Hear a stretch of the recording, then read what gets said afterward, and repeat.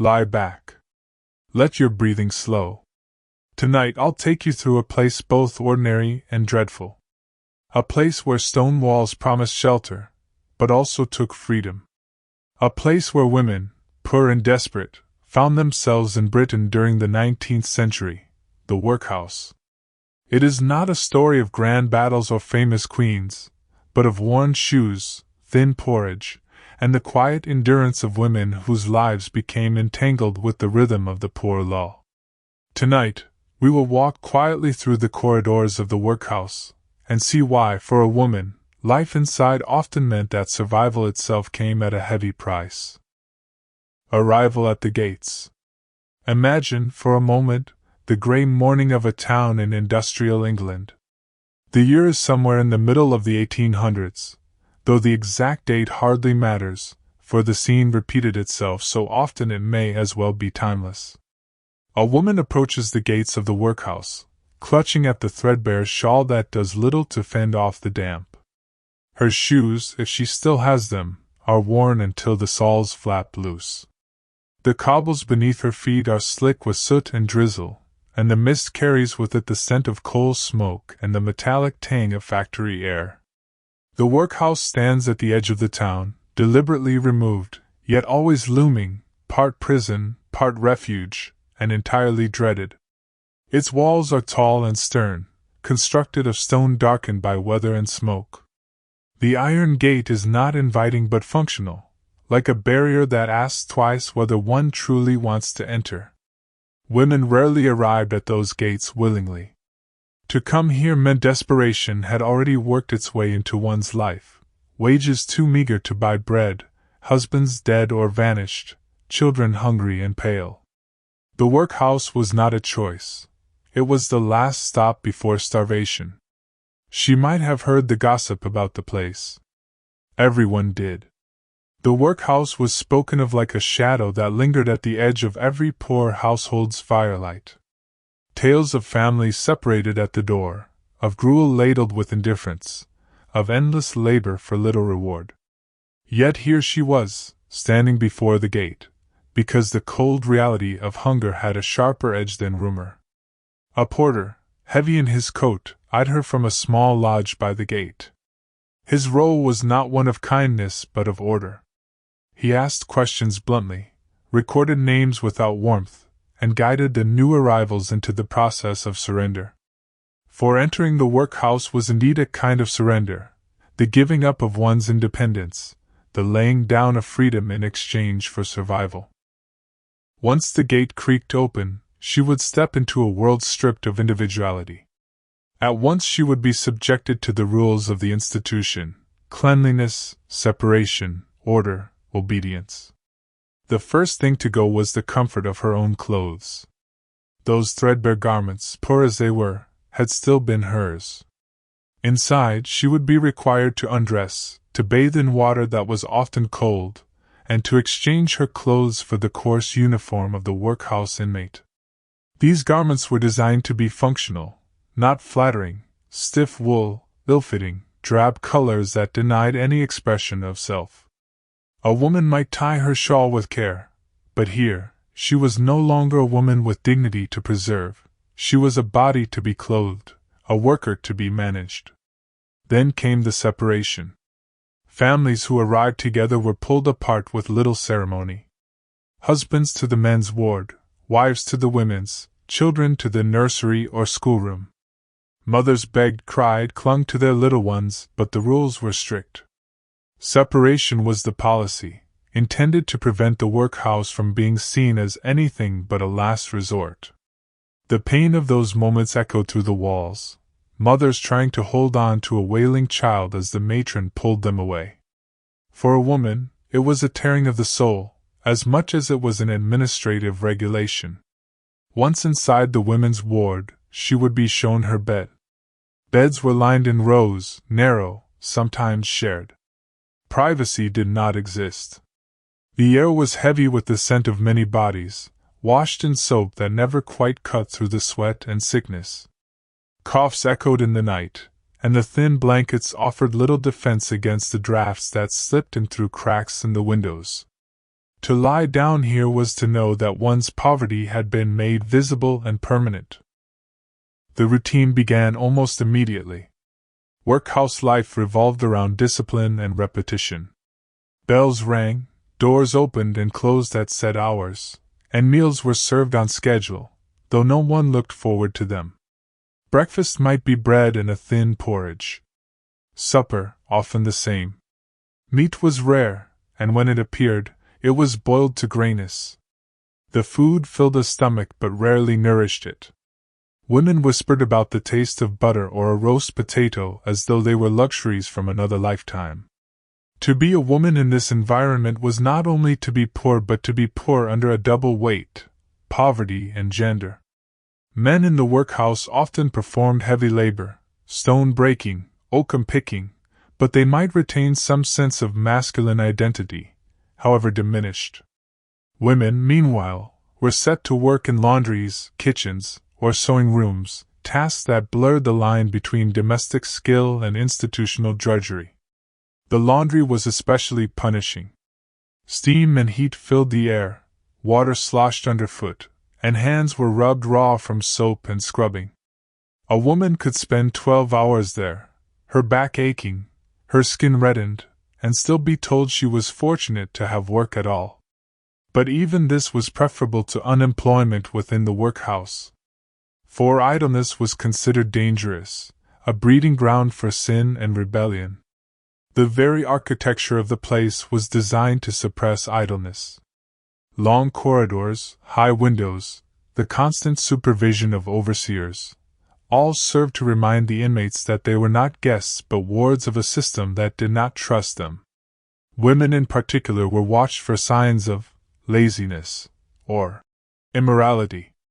Any whisper of misconduct could lead to punishment, reduced rations, or confinement in a punishment cell. And yet, the women forged their own quiet ways of survival. They whispered to one another during the endless hours of labor. They exchanged stories of life outside, of husbands long gone, of children they prayed to see again. Sometimes, if the matron was distracted, they might hum a tune, soft enough not to carry beyond the stone walls. These small acts were threads of humanity in an environment designed to erase individuality. At night, lying on her narrow bed, the new arrival would feel the enormity of what she had entered. The sounds of the workhouse, distant weeping, a cough, the clatter of keys filled the darkness. Sleep was uneasy. Dreams often carried her back to the life she had lost, even if that life was harsh and uncertain. For even in poverty outside the gates, there had been freedom. Here, there was order, shelter, and food, but all at the cost of liberty. This was the cruel paradox of the 19th century workhouse. It saved people from dying in the streets, but it stripped them of everything that made life bearable. For women, it was harsher still. Their identity as mothers, wives, or daughters was severed at the door. Inside, they were inmates first, women second. And so, standing at the gates, shivering in the mist, the decision was both simple and impossible. To turn away meant hunger and risk on the outside. To step forward meant surrendering oneself to the institution. For many women, there was no real choice at all. The gates swung open, and they walked in, shoulders bent, knowing that whatever waited inside, it would not be kindness. Daily routines and endless toil. The workhouse did not believe in mornings. Mornings belonged to homes, to warm kitchens where bread might be baking, to families stirring from slumber. In the workhouse, there were only wake-up calls, always abrupt, always the same. A bell clanged harshly through the corridors, echoing against stone and timber, announcing not the sun's rise but the will of the institution. Women stirred from narrow cots, rubbing at eyes still heavy from restless sleep. Blankets were folded quickly, not for comfort but to meet the demand for order. The matron, stern-faced and upright, walked the rows with the precision of a military officer. She carried a set of keys that jingled at her hip and eyes that seemed always suspicious. For her, idleness was sin, and cleanliness was salvation. Each woman was expected to be on her feet promptly, hair tied back, uniform neat, posture correct. The morning was less about beginning the day and more about proving obedience. Breakfast followed, though to call it breakfast was generous. Bread, usually coarse and heavy, sometimes accompanied by thin porridge. Butter was a rare luxury, reserved for the sick. Tea, if provided, was weak, so pale it barely stained the water. The women ate in silence under the watch of supervisors. Talking was discouraged, laughter forbidden. Meals were not meant to be moments of fellowship but fuel for labor. For those new to the workhouse, the shock of this silence was striking. To sit among dozens of women, and hear only the scrape of spoons against bowls created a loneliness deeper than any hunger. Once the bowls were cleared, the work began. Every woman had a task, assigned according to her age, health, and sometimes skill, though skill mattered less than endurance. The most grueling of these tasks was laundry. Huge vats of boiling water steamed up the room, filling it with heat that clung to skin and lungs alike. The smell of soap and sweat mingled into a choking haze. Women bent over washboards until their backs ached, scrubbing linen until their knuckles bled. Blisters were common, and cracked skin turned red in the winter air.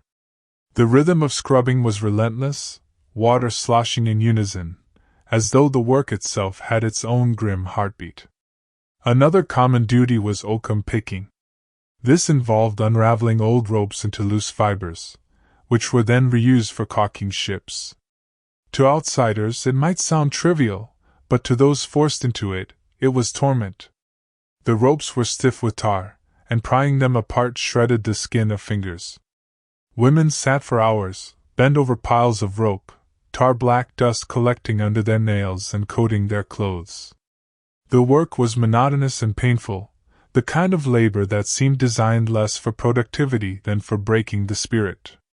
In the kitchen, others prepared food for hundreds. But cooking here was not a creative act, nor a maternal one. It was an assembly line of gruel, boiled potatoes, and stewed vegetables. Cauldrons were stirred endlessly, salt rationed tightly, meat stretched thin. The women who labored here often went hungry themselves, the smells of food making their own stomachs ache. To steal a scrap was dangerous, punishable if discovered. But many took the risk, slipping a peel of potato into a pocket, nibbling it quickly in a corner when no one watched. The sewing rooms were quieter but no less exhausting. Women bent over coarse fabrics, stitching uniforms, mending sheets, repairing garments for reuse. The light was poor, especially in winter, and eyes strained in the dimness. Fingers pricked and bled. Conversation was whispered, quick and cautious, lest a supervisor catch them. Sometimes, the women shared stories of their past lives, of children left outside the gates, of husbands lost to drink or disease. These whispers were fragile rebellions, attempts to hold on to identity in a place determined to erase it. The structure of the day left little room for thought. Work stretched on until midday, when a short break allowed for another meal. Again, it was meager, more bread, perhaps a ladle of soup. The food dulled hunger but rarely satisfied it. Some women, especially the older or weaker, grew thin despite regular meals. Malnutrition was common, though the system claimed to provide sustenance. After eating, the women were sent back to their duties until evening. What made this endless cycle especially harsh for women was the additional burden of childcare. Though children were officially separated from their mothers, women often found themselves assigned to nursery duty, tending to infants not their own, wiping small faces, changing cloths, soothing cries. For mothers who had been torn from their own children, this task was agony. To hold another's baby while knowing one's own child slept in another ward was a torment that gnawed at the heart. Punishments were woven into this daily routine. A woman who worked too slowly might be scolded, her rations cut, or assigned to harder labor. Talking out of turn could mean a stint in solitary confinement, a bare cell with little more than a bench. Those who attempted escape and were caught were brought back in disgrace, often paraded as warnings to others. The institution relied on fear as much as discipline. Evenings brought little relief. Supper was simple and sparse, after which women returned to their wards. Some spent the hours mending their uniforms or patching blankets. Others simply lay down, too weary to move. The ward at night was a strange place, a chorus of coughs and sighs, the occasional murmur of prayer, the muffled weeping of women who tried to cry silently. Shadows stretched across the walls, and the air grew cold. Sleep did not come easily, for beds were hard and blankets thin. Dreams often returned to the life outside, reminding them of what had been lost. For women, the monotony was sharpened by the knowledge that their labor was invisible. Men who broke stones or worked in fields might be seen as performing useful, masculine tasks. Women's toil, however, was dismissed as ordinary: laundry, sewing, cooking. Yet it was these very tasks that kept the workhouse running. Without the ceaseless labor of women, the system would collapse. Still, gratitude was absent. Supervisors saw only bodies fulfilling functions, never individuals enduring hardship. And so the days blurred, one into another, indistinguishable except for the changing weather outside the windows. Rain streaked the glass in autumn, frost gathered on the panes in winter, sunlight fell in sharp angles in summer. But inside, the routine remained unbroken. The women woke, worked, ate, and slept in cycles so rigid that time itself seemed to lose meaning.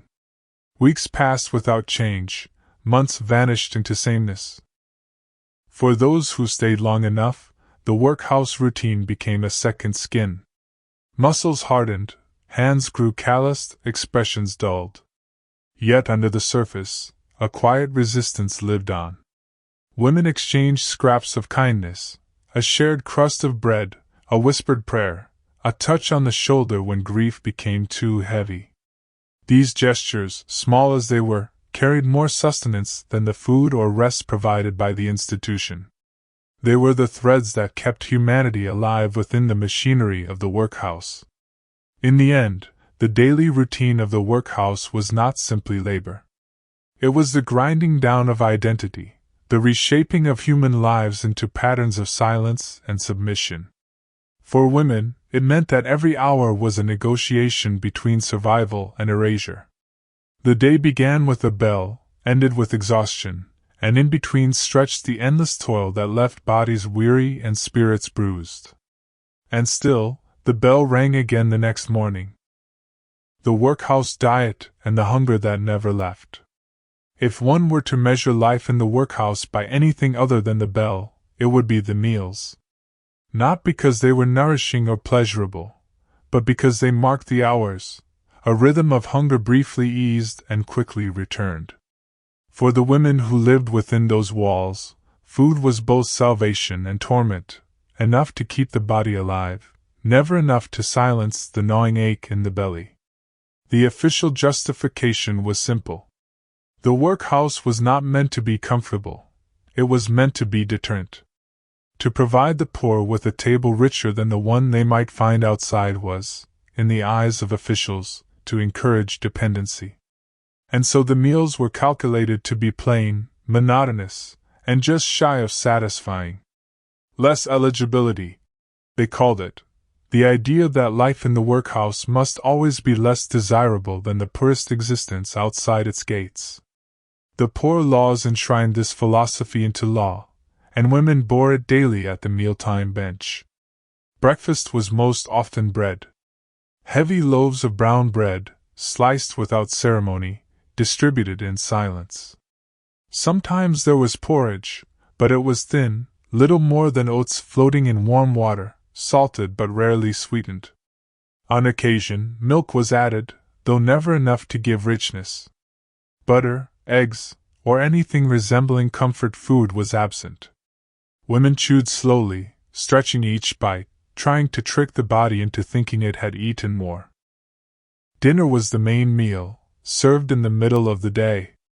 Here, there might be a ladle of soup, watery broth with occasional turnips, carrots, or cabbage floating in it. Meat appeared rarely, often in such small quantity it seemed more symbolic than real nourishment. When it did come, it was boiled to stringiness, stripped of flavor, a gray sliver that clung to the bone. Potatoes, when available, were boiled in bulk, their skins left on, served without butter or salt. They filled the stomach but gave no pleasure. Supper was the echo of breakfast, bread again, or a repeat of gruel. Some workhouses served cheese in small cubes, though it was hard and meager. Tea, if provided, was weak to the point of parody, colored water that carried the ghost of leaves. Many women longed for the simple comforts they remembered from before, the sweetness of jam on bread, the warmth of a stew simmering for hours, the luxury of a roasted onion or apple. Here, food was never about comfort. It was fuel, measured and rationed. Hunger did not leave with the meal. It lingered, a constant dull ache, especially for those whose work was heavy and physical.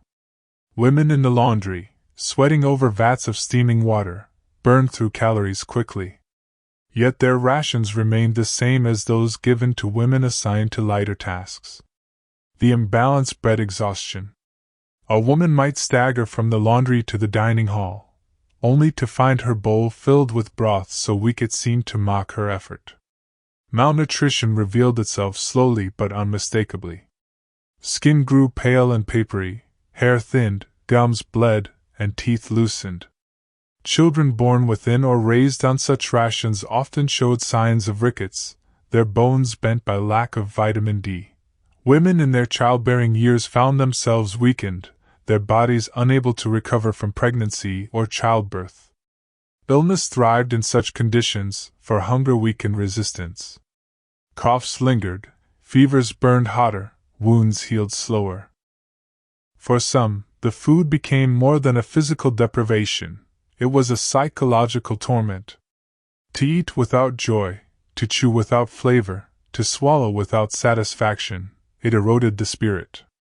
Food in the outside world was tied to memory and love, a mother's baking, a family meal, a holiday feast. Inside the workhouse, food was stripped of all association except necessity. Women spoke of meals from their past as though describing another life. A bit of pork on Sundays, one might whisper. A plum pudding at Christmas. These recollections were both comfort and cruelty, reminders of what was lost. Small acts of defiance sometimes appeared at the dining tables.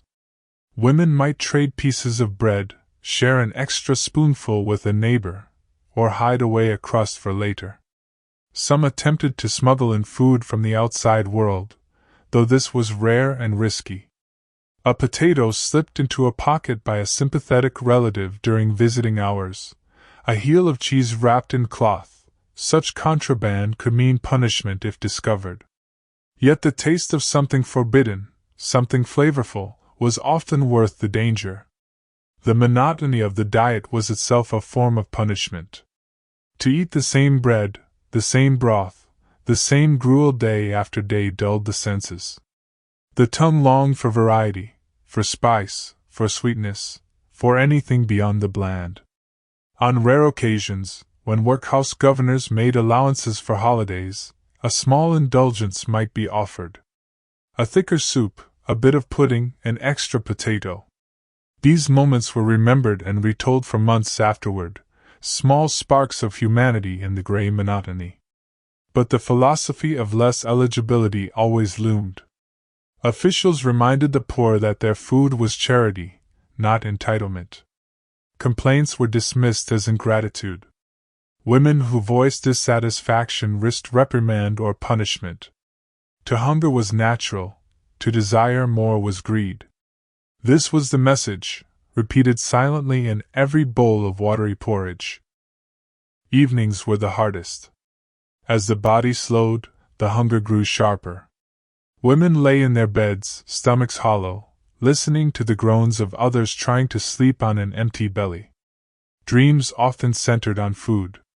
Some dreamed of banquets, others of simple bread thick with butter, others still of kitchens long gone, where mothers stirred stews that filled the air with warmth.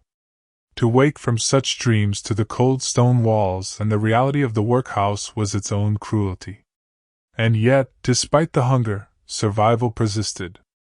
Women learned to endure, to eat slowly, to savor even the blandest mouthful as though it might last longer that way. They found ways to share scraps, to comfort one another in the ache of want. Hunger could hollow the body, but solidarity filled spaces that food could not reach. A woman passing her neighbor half her bread, knowing full well she herself would go hungry, was a kind of feast of spirit. Still, the hunger never left. It lingered in bones, in dreams, in the very air of the workhouse. To be a woman there was to be always slightly unsatisfied, to live in a body that was fed but never nourished, sustained but never comforted. The diet was survival, nothing more, and sometimes barely that. It was said that you could always tell a workhouse woman by her hands and her eyes, the hands raw from labor, the eyes hollow from hunger. Food was supposed to sustain life, but in the workhouse, it reminded the poor of their place, binding them in cycles of want that stretched on without mercy. The bell would ring, bowls would be filled again, spoons would scrape, and the hunger would continue. It was endless, like the work, like the silence, like the stone walls themselves. Separation from children and the cruelty of family division. If hunger gnawed at the belly, and toil broke the body, then family separation was the blow that crushed the spirit. For women, this was perhaps the cruelest law of the workhouse, the moment at the gates when children were pulled from their arms and sent to separate wards. No rule cut so deep, and none lingered longer in memory. The justification, like many of the workhouse's cruelties, was framed as practical. Officials believed that to keep families together would turn the institution into a shelter, a place of comfort rather than deterrence. The workhouse, in their philosophy, had to be grim enough to dissuade all but the desperate. To allow families to remain whole, to allow mothers to keep their children beside them, would have softened its edge. And so the law was written, husbands with husbands, wives with wives, children with children. Family bonds severed with bureaucratic efficiency. On paper, it was simple. Men went to the men's ward, women to the women's ward, children to the nursery or schoolhouse. In practice, it was a scene of heartbreak replayed countless times across Britain's parishes. Women arriving at the gate clutched their children tighter as the matron's hand reached out. Little ones screamed, toddlers clung to skirts, older children tried to resist with words or fists. None of it mattered. The rules were the rules, and the matron had keys, attendants, and the authority of the law. Imagine a woman with 3 children, a baby at her breast, a boy of 6, a girl of 9. At the door, she would be told to hand the baby to the nursery nurse, the boy to the schoolmaster, the girl to the girls' dormitory. She herself would be led to the women's ward. Within an hour of entering the gates, she might be utterly alone, her family scattered across the building. She would not see her husband except at rare times, sometimes only during religious services. She would not tuck her children into bed at night, nor sit beside them at meals, nor hold them when they cried. The grief was immense. For many women, the act of mothering was the last shred of dignity they carried into poverty. To lose it at the workhouse door was to be stripped not only of freedom, but of identity. They became inmates, their maternal role reduced to supervised glimpses, brief and unsatisfying. Children, too, suffered. Young ones sobbed themselves to sleep, calling for mothers who could not come. Older children grew bitter, confused by the enforced distance. The workhouse replaced family affection with discipline, structure, and silence. The nursery, while functional, was not tender. Infants were placed in rows of cradles, cared for by attendants who rotated shifts. The ratio of nurses to babies was pitiful, and many children languished without the close contact they needed. Illness spread quickly in such conditions, and infant mortality was high. Mothers knew this, and the knowledge haunted them. To hand over a baby at the gate was to wonder if they would ever see it alive again. Some never did. Visiting was restricted. Mothers might be permitted short periods with their children, but always under supervision, and never in the privacy that allowed for natural affection. A quick hug, a few whispered words, and then the bell rang, signaling the end of contact. Children were taught to obey the rules, and mothers were reminded that indulgence was frowned upon. The workhouse believed in discipline, not comfort. Some women tried to subvert the rules. A mother working in the laundry might bribe or beg her way into nursery duty, just to catch sight of her child. Another might linger by the corridor when the schoolchildren were marched past, hoping for a stolen glance, a quick smile. These were risky, and if caught, punishments followed. But the maternal instinct was stronger than fear. Even a momentary glimpse was worth the danger. The separation left scars that stretched beyond the workhouse walls. Children raised in the institution often grew estranged from their parents. Having lived under the strict regimen of the schoolroom, they came to see their mothers as strangers, figures glimpsed but not lived with. Mothers, in turn, carried guilt that never left them, even though the system forced their hand. A woman might leave the workhouse after years, reunited with her child, only to find that the bond had frayed beyond repair. The cruelty of this system was not lost on contemporary critics. Reformers and writers spoke against it, documenting the heartbreak of mothers and the suffering of children. Charles Dickens wove the workhouse into his stories, giving voice to the indignities of the poor. Yet the law remained firm for decades, and countless women endured the pain silently, their grief absorbed into the stone walls. The rhythm of family separation became as much a part of the institution as the clang of the bell. New arrivals meant new cries at the gate, new mothers begging for mercy, new children pulled away. For the matrons and officials, it became routine, another task in the ledger. For the women, it was a wound that never fully healed. Nights were filled with the ache of absence, dreams haunted by the faces of children glimpsed across the yard. To be a woman in the 19th century workhouse was to live with perpetual longing not for wealth, nor comfort, but for the simple closeness of family. To hold a child's hand, to share a meal together, to whisper a prayer before sleep. These most ordinary acts of love were made impossible by a system that saw poverty as moral failing, and punishment as cure. The cruelty lay not only in the separation itself but in its banality. It was written in ledgers, carried out by attendants without malice, enforced by routine. Yet to the women who endured it, it was devastation. Hunger could be borne, toil could be endured, but the loss of one's children cut deeper than either. And so, within the workhouse walls, women carried invisible wounds. They scrubbed linen with aching arms, picked oakum with bleeding fingers, stitched uniforms with straining eyes, all while their hearts remained elsewhere, in the nursery, the schoolroom, the far-off beds where their children lay.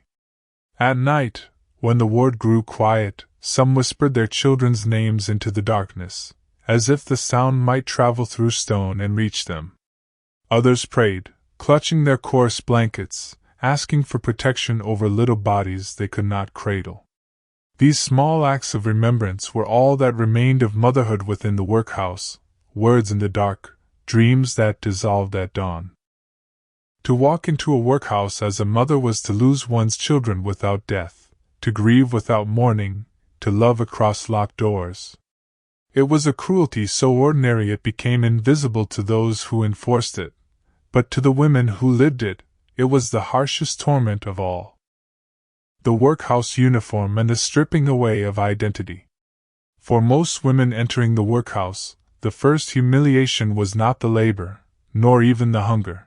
It was the moment they were ordered to strip off their own clothes and surrender them. Everything they wore when they arrived, every item that spoke of who they were, was taken away. Shoes worn thin by years of walking, a shawl passed down from a mother, a dress patched and repatched with a careful hand, gone. These garments, ragged though they might be, carried memory and meaning. They were symbols of family, of love, of personal dignity. To be forced out of them and into the shapeless garb of the workhouse was to lose more than fabric. It was to lose identity. The workhouse uniform was designed with a purpose, not comfort, not beauty, but uniformity. Its coarse materials scratched the skin and held no warmth in the damp winters. Dresses were dull in color, cut plain, with no distinction between young and old, mother or maiden. A woman who had once taken pride in a bright ribbon, a patterned bonnet, or even a carefully mended hem found herself clad in the same drab smock as her neighbor. The individuality of dress, that small human joy, was erased. For the women, this change struck at something deeply personal. Clothing had long been a way to assert selfhood, to signal taste, to hold on to scraps of identity even in poverty. A widow's black dress marked her loss, a mother's patched gown showed her care, a bonnet tied just so expressed a quiet pride. To exchange these for shapeless rags was to be told, in the most literal way, that who they were no longer mattered. They were not individuals but inmates, numbers in a system, mouths to feed and bodies to discipline. The humiliation did not end with the uniform. Hair was sometimes cut short, another act meant to curb vanity, but felt by many as an assault on femininity itself. A woman's hair was her pride, her adornment, her one luxury when all else was gone. To see it shorn or bound tightly by regulation was to feel reduced, stripped of womanhood. Once in uniform, there was no way to distinguish oneself. No jewelry was permitted, no ribbons, no lace. Women who had once sewn delicate patterns into their garments, who had expressed creativity through needle and thread, now stitched only for the institution, mending uniforms identical to the ones they wore, clothing they could never call their own. Meals, labor, and worship were all carried out in the same dull garb. The sound of the bell brought rows of identical women into the dining hall, the laundry, or the chapel. From a distance, they might seem interchangeable, a gray mass of bowed heads and tired faces. For the officials, this sameness was convenient, discipline was easier when individuality was erased. But for the women, it was another theft, another reminder that the workhouse was not only about survival but about control. Even the act of laundering the uniforms was a bitter irony. Women scrubbed, boiled, and wrung out clothing that belonged not to them, but to the institution. Their hands cracked and bled from lye and cold water, but at the end of the day they slipped back into the very garments they had washed. No sense of ownership, no pride in the task, only the endless cycle of labor for the upkeep of sameness. The psychological toll was immense. Inmates described feeling as though they had vanished, as if their old selves had been swallowed by the walls. A woman who had once been a wife, a mother, a worker, or a neighbor became, in the eyes of others, simply a pauper in uniform. Even her name was often forgotten, replaced by her ward number in the ledger. This stripping away of identity was not accidental. It was deliberate, part of the philosophy of deterrence. The poor law aimed to make the workhouse so bleak, so dehumanizing, that only desperation would drive people inside.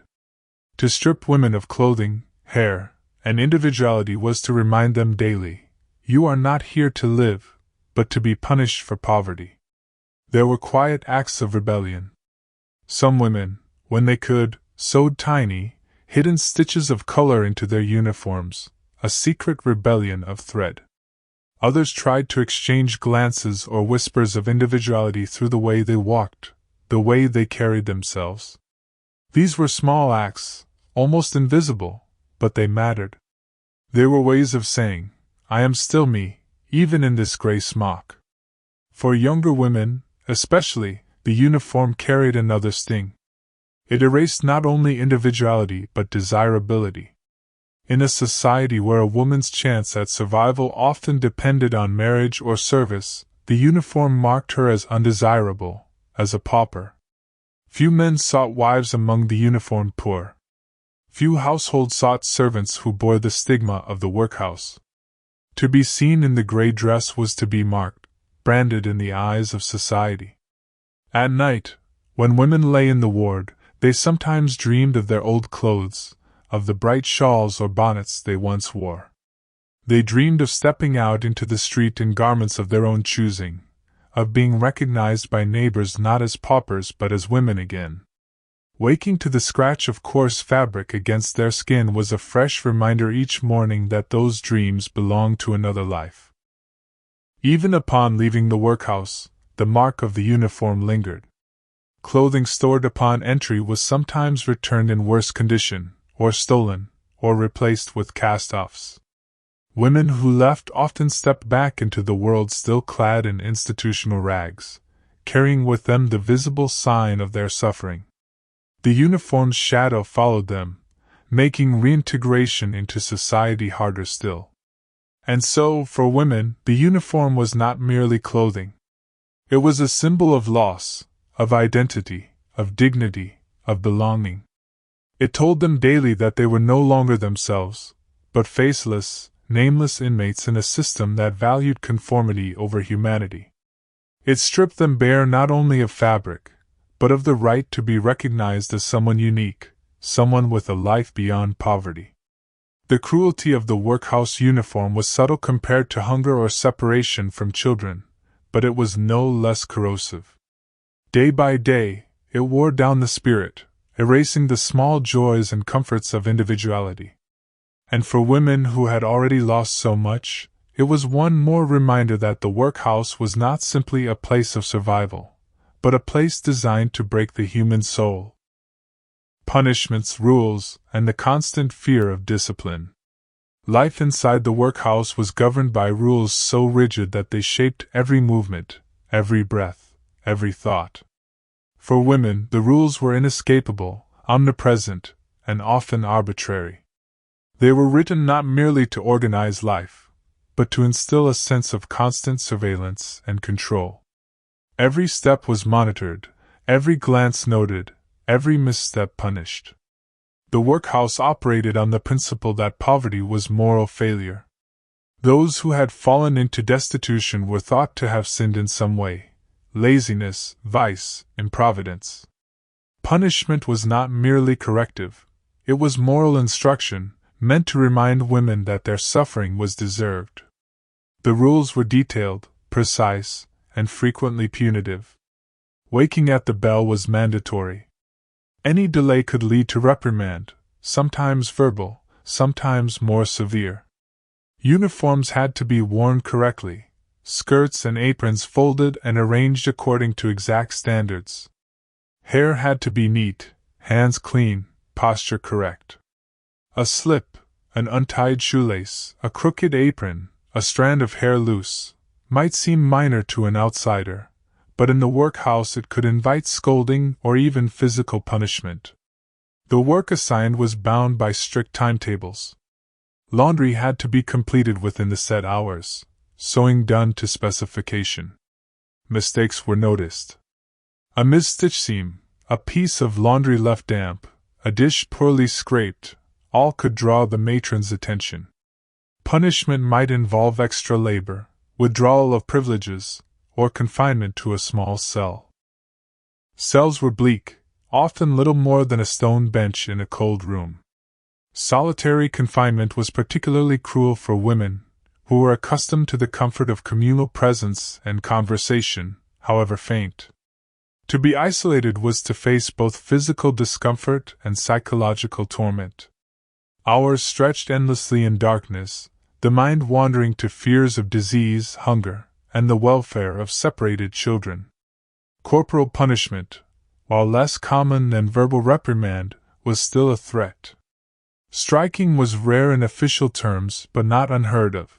A matron or overseer might resort to it in cases of perceived defiance. Even the threat was enough to instill fear, a looming shadow over every action. Women learned quickly that obedience was safer than assertion, that survival depended on quiet compliance. Rules extended into the most intimate aspects of daily life. Toileting, bathing, and personal hygiene were scheduled and monitored. Privacy was minimal. Women had to follow instructions precisely, use the correct facilities, wash at the correct times, fold towels as prescribed. Deviations, even accidental, could be punished. It was a system designed to remove autonomy entirely, replacing personal judgment with institutional authority. Punishments also reinforced social hierarchy within the workhouse. Older women or those who had been inmates longer often acted as intermediaries between matrons and newcomers, reporting infractions or enforcing minor rules. A new arrival might find herself admonished not only by staff but by her peers, who had learned that compliance kept them safer. Fear became internalized. Women monitored one another, sometimes harshly, as a means of survival. Food, too, could become punitive. Rations were reduced for misbehavior, with meals sometimes withheld as correction. A woman who spoke out of turn, arrived late for work, or attempted to assert herself might find her bowl of gruel thinner than usual, her bread smaller, her water less ample. Hunger was used as a tool, reinforcing the idea that comfort was earned only through obedience. Even minor infractions could trigger punishment. Talking too loudly, failing to respond promptly to a bell, laughing, or even sharing whispered stories could be deemed rebellious. The eyes of the matrons and overseers were everywhere. A glance across the laundry or dormitory could meet a gaze that communicated judgment and expectation. Women learned to shrink themselves, to speak only when spoken to move with precision, and to anticipate every requirement before it was stated. The psychological effects of constant surveillance were profound. Anxiety was nearly universal among the women. They carried a low hum of fear in every action, a tension that never fully eased. Sleep was punctuated by dreams of reprimand. Meals were eaten with caution. Labor was performed with careful, calculated movements. Even small acts of kindness or rebellion were shadowed by the worry of being caught. Punishments could also be collective. If one woman's mistake endangered the schedule or workload of a group, the entire ward might suffer. Extra labor, longer hours, reduced rations, the guilt of one became the burden of many. This system reinforced conformity and obedience while fostering resentment and fear. The bonds between women were strained, even as they tried to maintain solidarity. Religious instruction and moral guidance were woven into the system of discipline. Attendance at chapel was mandatory, prayers recited in unison, hymns sung under supervision. These exercises were meant to instill not only piety but humility, obedience, and a sense of moral failing that justified their punishment. A woman's misbehavior was framed as sin, her suffering as deserved. Some women developed strategies to navigate the fear. They learned to anticipate the matron's expectations, to work faster, speak less, and observe the routines meticulously. Others turned inward, developing quiet mental escapes, remembering life outside, daydreaming of freedom, whispering songs or prayers to themselves in the laundry. These small acts of self-preservation allowed women to endure a system designed to break them. Punishment was constant, in the air, in the eyes of supervisors, in the unyielding routines. For women, it became a defining feature of life inside the workhouse. Labor, meals, sleep, all were regulated by rules backed with the threat of retribution.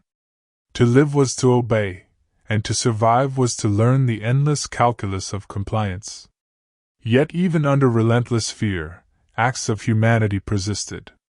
Women comforted one another, shared small gestures of kindness, and whispered reassurances in the night. A hand on a shoulder, a whispered joke, a shared piece of bread, these were defiant gestures against the machine of discipline. The fear remained, but it was countered by fragile threads of solidarity that allowed women to endure. To step into the workhouse was to enter a world where every move was scrutinized, where every thought and gesture carried consequence, where punishment was the language of authority. For women, it was a daily test of resilience, a trial in which survival demanded submission, and humanity had to be preserved in secret. The bell rang again the next morning, the women rose, and the cycle of work, hunger, and fear continued, relentless, unyielding, and merciless. The workhouse laundry and other grueling tasks. Among the many trials faced by women in the workhouse, perhaps none was as universally dreaded as the laundry. It was the epitome of drudgery, the task that most clearly symbolized the relentless, soul-crushing labor demanded by the institution. Yet the laundry was only one of many tasks, each designed to consume body and spirit in equal measure. The workhouse laundry was a vast, echoing space filled with enormous tubs, kettles of boiling water, and long benches for scrubbing. Steam rose in thick waves, clinging to hair and clothes, making every movement heavier and every breath damp with moisture. Women bent over washboards, rubbing linen with soapy water until hands were raw and knuckles bled. The stench of unwashed clothes mixed with the pungent smell of lye and the acrid tang of sweat, creating an atmosphere that could choke and fatigue even the strongest bodies. The labor was long and repetitive. Hours passed in a blur of scrubbing, rinsing, wringing, and carrying heavy bundles from one station to another. Water splashed endlessly, soaking feet, drenching skirts, leaving shoes sodden and slippery. Even minor mistakes were punished: a sheet left damp, a garment with a stubborn stain, a fold incorrectly executed, all could result in extra hours or reprimand. The work was designed to be exhausting, monotonous, and inescapable. Beyond the laundry, women were assigned other equally taxing tasks. Oakum picking, for instance, involved taking old ropes and unraveling them into fibers for shipbuilding or caulking. The ropes, stiff with tar and grime, shredded fingers and stained skin black. For hours, women sat hunched over these piles, fingers sore, eyes straining, back aching. The work seemed endless because, in practice, it was. There was always more oakum, always more rope to pick, always more labor demanded. Kitchen work was another source of constant toil. Women stirred enormous cauldrons, boiled vegetables and gruel for hundreds, washed dishes, scrubbed floors, and cleaned utensils. The heat, steam, and odor of the kitchens were oppressive. Many women went hungry themselves while preparing food for others, forced to labor through long hours with little opportunity to rest. Any lapse in speed or diligence was noted and could invite punishment. Even tasks that seemed less physically taxing carried psychological weight. Sewing uniforms, mending garments, and repairing linens required precision and focus. Eyes strained in dim light, hands grew stiff, and any error could mean starting over. The monotony of these tasks, combined with the knowledge that the labor was largely invisible outside the workhouse, added a layer of mental exhaustion to the physical demands. The workhouse deliberately structured these tasks to prevent idleness. Supervisors believed that the poor needed constant labor to curb moral failings. Long hours of monotonous, exhausting work were seen as both punishment and moral instruction. For women, this meant that the work was never merely about survival. It was about instilling compliance, erasing individuality, and reinforcing a sense of inferiority. The physical toll was severe. Blisters, sores, and calloused hands were common. Backs ached from bending over washboards and kettles. Fingers swelled from repeated contact with water and lye. Skin cracked and reddened, hair grew damp and matted with sweat. Many women became ill from the relentless exposure to wet, cold, and poorly ventilated spaces. Yet the work continued, every day, without reprieve. In addition to physical exhaustion, the labor carried a constant psychological burden. Women were aware that their every movement was observed. Mistakes were punished. Idle moments were frowned upon. Conversation was limited. Laughter was rare, often forbidden. The workhouse demanded perfection not for productivity but to assert control. To falter was to invite scrutiny, embarrassment, or punishment. Despite these conditions, women adapted. They developed strategies to endure, pacing themselves, whispering songs or prayers to keep spirits intact, or sharing brief moments of companionship when supervisors were distracted. These small acts of resilience allowed women to navigate an otherwise crushing environment. Yet even these little victories were fleeting, overshadowed by the unending rhythm of labor. It is important to note that workhouses were not uniform in quality. Some offered marginally better conditions, lighter labor for older or infirm women, or slightly improved accommodations. But these were exceptions. For most women, the workhouse represented a relentless cycle of exhaustion, hunger, and labor. No matter how skilled or strong, the women were caught in a system designed to prioritize efficiency and discipline over comfort or humanity. Work continued from dawn until dusk, punctuated only by brief meals of bread and gruel. There was little time for rest, and less for reflection or leisure. Women's lives became defined by labor, a ceaseless rhythm that consumed body and mind. Even at night, when sleep finally came, fatigue was often accompanied by the mental replay of the day's struggles, missed stitches, wringing wet sheets, scolding from the matron. The grueling labor also reinforced hierarchy and surveillance within the workhouse. Long-standing inmates often assumed unofficial roles, monitoring newcomers, reporting infractions, and ensuring that the rules were followed. This peer oversight, while a survival strategy for some, added stress and tension, as women became both subjects and enforcers of the system. Trust and camaraderie were difficult to maintain in such an environment. And yet, despite the backbreaking work and the constant oversight, women found ways to assert small pockets of humanity. A brief joke shared over a scrubbed sheet, a whispered encouragement to a neighbor whose hands were bleeding, a psalm hummed quietly while folding laundry. These acts of resilience were as vital as food and sleep. They were reminders that, even in the bleakest conditions, the human spirit could endure. In many ways, the laundry and other tasks symbolized the workhouse itself, relentless, repetitive, dehumanizing, yet carried out under the shadow of survival. For women, each day was a negotiation between physical exhaustion and mental endurance, a balancing act in which compliance ensured minimal suffering and small acts of rebellion sustained hope. The bell would eventually ring for supper, signaling the end of labor but not of hardship. Meals, while brief, were another reminder of deprivation. Women would return to their wards, bodies aching, hands raw, and hearts heavy with worry for children, families, and the life left behind.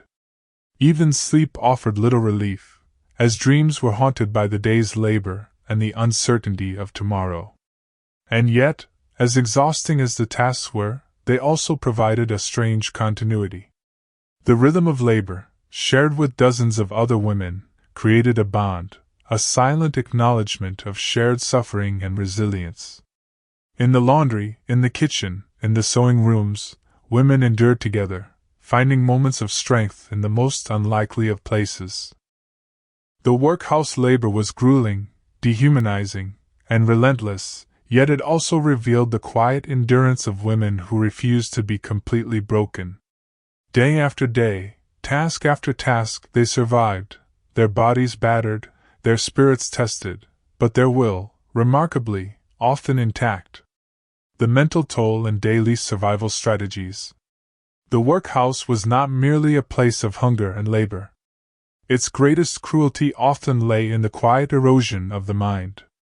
For women, the mental toll of such an existence was profound. Each day brought a relentless assault on hope, dignity, and personal agency.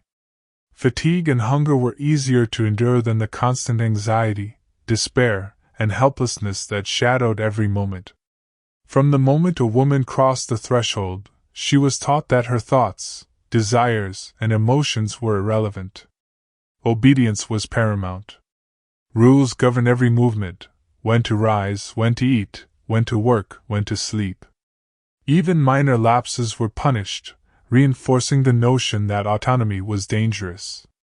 Over time, this cultivated a form of learned helplessness. Women internalized the idea that resistance was futile and that survival depended on submission. The monotony itself was mentally wearing. Day after day of scrubbing, sewing, and washing, all performed under supervision, left little room for intellectual stimulation or personal expression. Time blurred, days merged into weeks, weeks into months. Without meaningful work or creative outlets, women often struggled to maintain a sense of identity.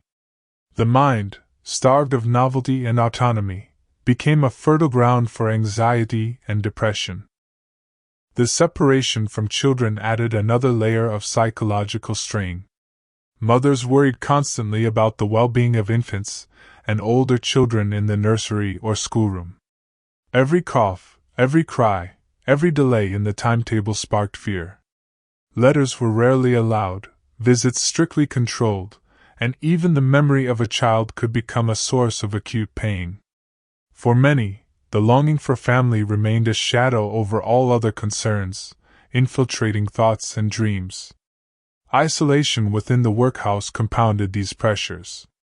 Dormitories and workrooms were crowded, but personal connection was limited by rules, hierarchy, and fear of punishment. Gossip and whispered camaraderie provided some comfort, but women quickly learned to guard their hearts. Trust was fragile. One misstep could result in a fellow inmate reporting you to the matron, deepening the sense of vigilance and anxiety. Yet women developed subtle strategies to cope. Mental escapes were essential. Some kept memories alive, recalling the smell of home-cooked meals, the sound of a sibling's laughter, the warmth of a family bed. Others imagined different futures, building castles of hope in their minds, even as their bodies labored endlessly. These private refuges allowed women to preserve a sense of self despite the dehumanizing environment. Routine became a survival mechanism. Memorizing schedules, anticipating supervisors' expectations, and mastering tasks quickly minimized punishment and preserved energy. For many, efficiency was as much a mental strategy as a physical one. The faster and more accurately one worked, the less opportunity there was for scolding or additional labor. In this way, obedience was not only compliance but a tool to manage fear. Social bonds, though fragile, were another crucial strategy. Women shared small acts of kindness, passing a scrap of bread, offering whispered encouragement, teaching one another more efficient ways to perform tasks. These connections provided emotional sustenance. They allowed women to remember that, though the institution sought to erase individuality, they were not entirely alone. The human need for connection persisted, even under the harshest conditions.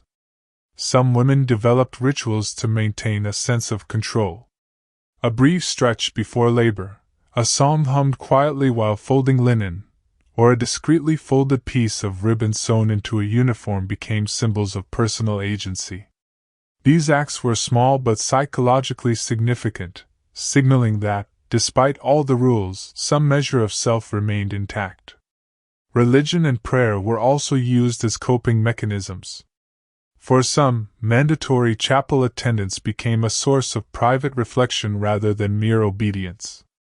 Prayers whispered under breath, Bible passages memorized, or simple contemplations of morality allowed women to create mental spaces untouched by supervision. Faith offered solace, structure, and hope in a world designed to erase them. Mental resilience often depended on observation and adaptation. Women watched how others navigated punishment, how matrons reacted, and which strategies for compliance or minor rebellion were effective. They learned to read the environment, to anticipate risks, and to protect themselves in subtle ways. These skills, born of necessity, were a form of quiet intelligence, a survival tactic in an oppressive system. Despite these strategies, the toll remained high. Anxiety manifested physically, stomach pains, insomnia, headaches, and general malaise were common. Depression and despair haunted many, sometimes leading to apathy or withdrawal. The mind's suffering was as real as the body's exhaustion, and often far less visible to supervisors or society outside the workhouse walls. Yet even under such pressure, women exhibited remarkable resilience. Humor persisted in whispers, small rebellions persisted in secret, and hope endured in the imagination. These mental strategies did not erase suffering, but they allowed survival, allowing women to navigate a world designed to break them. The constant mental strain reinforced the institution's power, but it also illuminated the human spirit. Women learned to endure, to adapt, and to find meaning in the smallest acts, a shared smile, a remembered song, a quiet prayer. In this sense, survival was both a physical and psychological feat, requiring ingenuity, patience, and courage. At the end of each exhausting day, women returned to the dormitories, hands blistered, muscles aching, but minds active with strategies for endurance.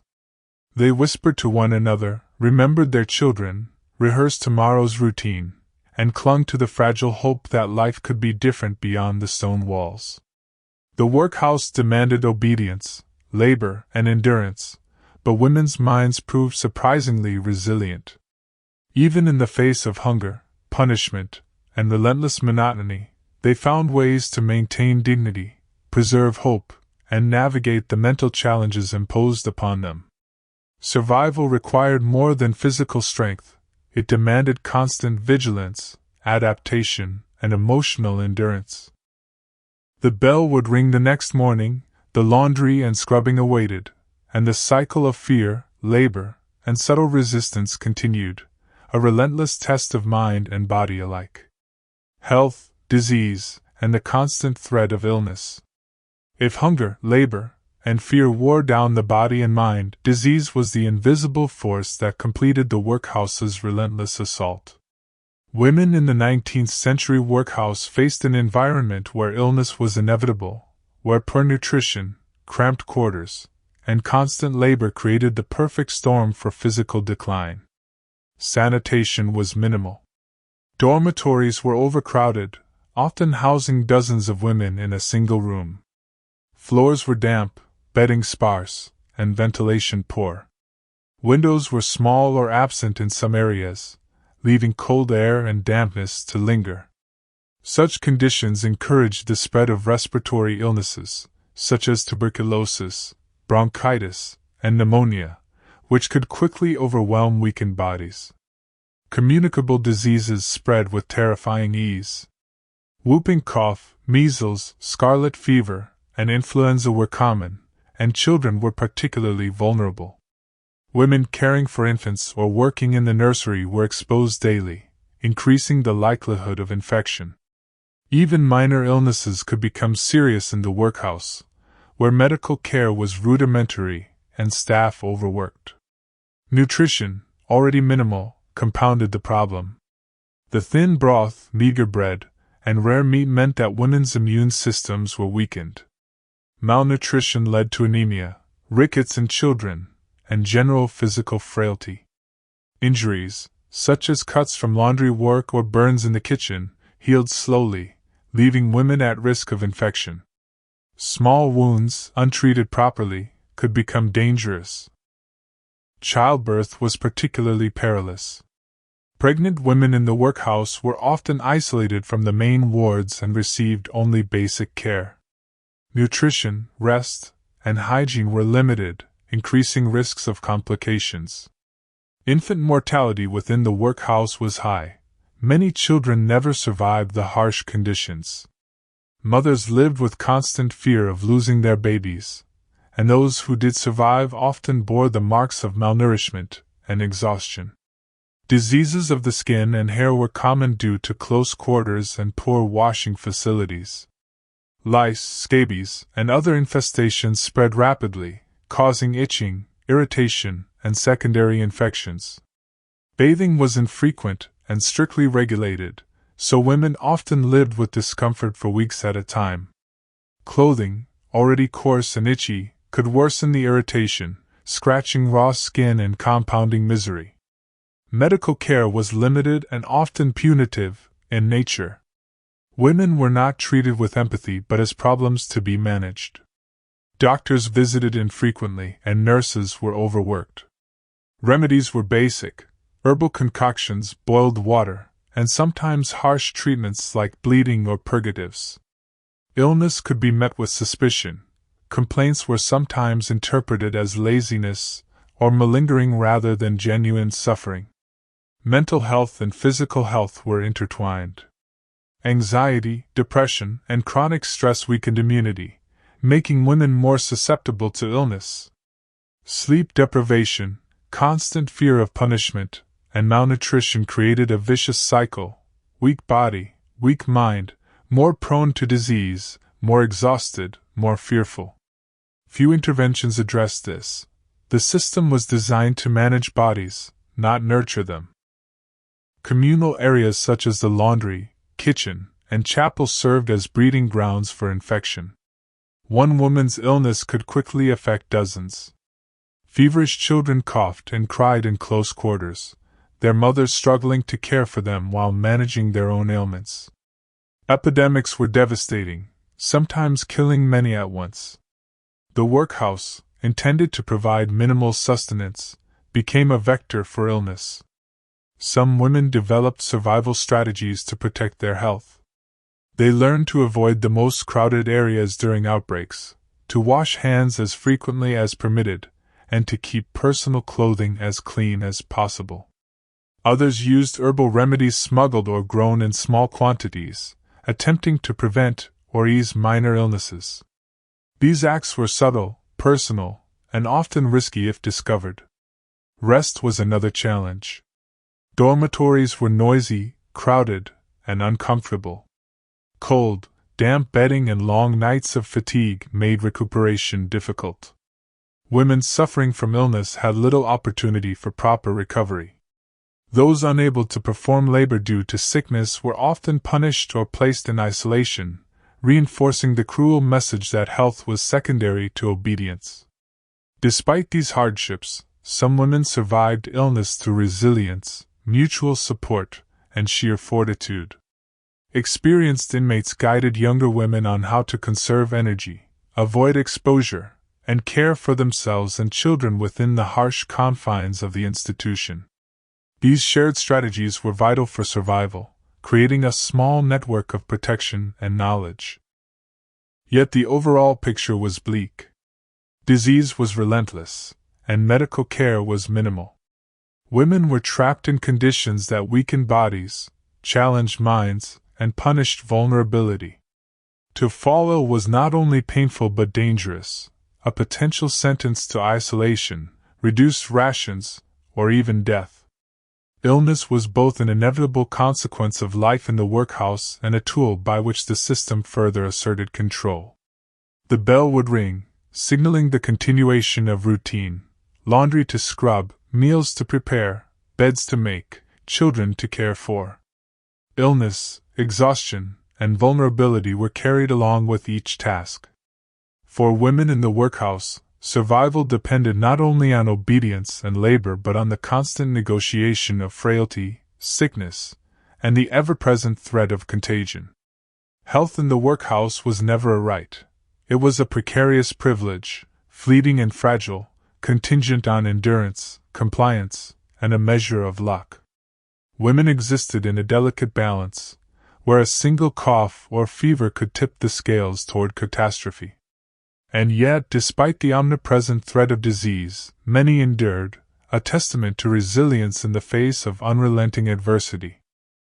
The workhouse chapel and the role of religion.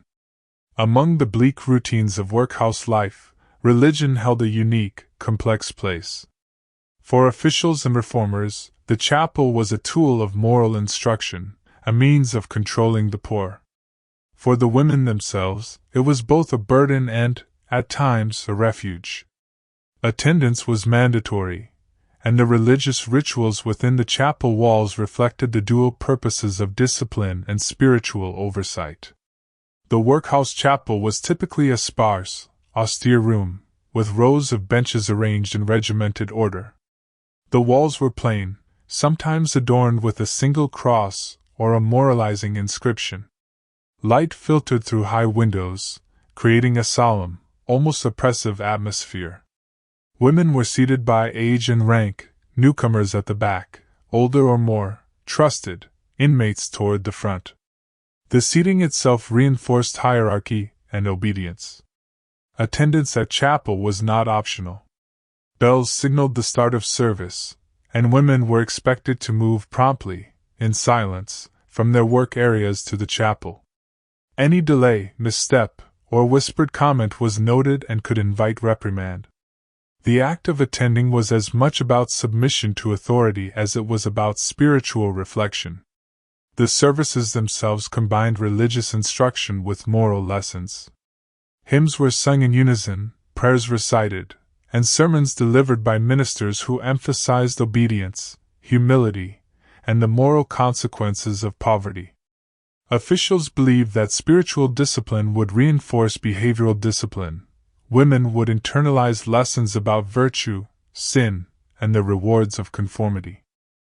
For many women, the chapel was a place of tension. On one hand, the rituals offered structure, predictability, and a temporary break from labor. On the other hand, the enforced piety often felt intrusive, a reminder that personal belief was subservient to institutional expectation. Silence was mandated, and questions or expressions of doubt were discouraged. Women learned quickly to participate without drawing attention, to sing and pray mechanically if necessary. Some women found genuine solace in religion. Prayers whispered under breath, hymns memorized, or brief moments of private reflection offered a mental escape from the drudgery outside. Faith could be a source of hope, a reminder that suffering was not meaningless, and that endurance might eventually be rewarded. These small spiritual refuges were vital for mental resilience, though they had to be maintained quietly, without challenge to authority. Religious instruction also carried a subtle social function. Attendance at chapel allowed matrons and overseers to observe behavior, reinforce hierarchy, and identify potential troublemakers. Women who sat improperly, fidgeted, or failed to recite prayers accurately risked censure. The chapel, in this sense, was both a classroom and a courtroom, a place where moral performance was monitored and graded. Children, too, were involved in religious education. In the workhouse schoolrooms or nursery, moral instruction and Bible reading were part of the curriculum. Mothers could observe their children only briefly, and even then under supervision. Religion became a shared, yet highly controlled, experience, shaping both adult and child behavior according to institutional expectations. The moral lessons emphasized in chapel were often framed around poverty itself. Sermons suggested that destitution was linked to sin or moral weakness, reinforcing the stigma associated with women in the workhouse. Humility, patience, and obedience were praised, while aspiration, complaint, or defiance was implicitly condemned. In this way, religion functioned not only spiritually but psychologically, shaping how women viewed themselves and their suffering. Despite the restrictive nature of chapel attendance, women found subtle ways to reclaim agency. Some sang with small variations, added personal pauses in prayer, or quietly memorized verses for private contemplation. Others used the time to reflect, plan, or mentally escape, creating a private inner world even as their bodies were constrained. Religion, therefore, was both instrument and refuge, imposed yet sometimes transformed into a personal coping mechanism. The chapel also offered occasional communal comfort. Shared rituals, familiar hymns, and synchronized prayer created a sense of collective experience. Women who endured together in labor could, in the chapel, feel a fleeting bond, a momentary recognition of shared humanity. These small connections provided psychological sustenance, reinforcing resilience even amidst hardship.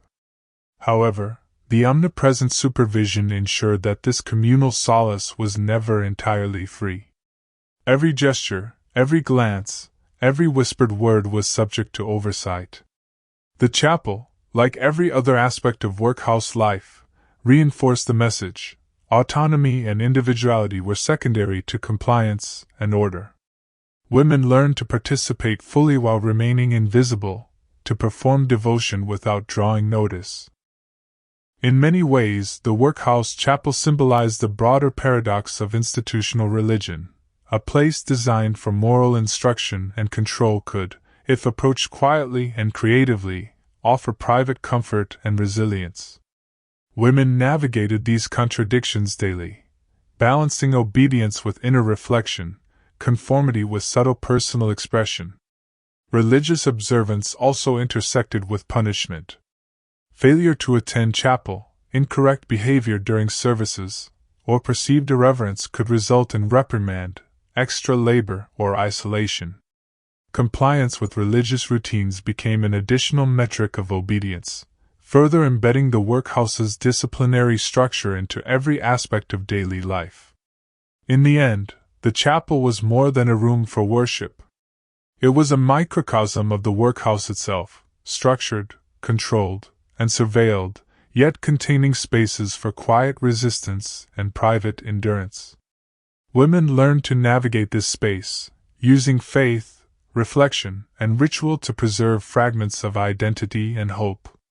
For many, the lessons learned in the chapel became mental tools for survival.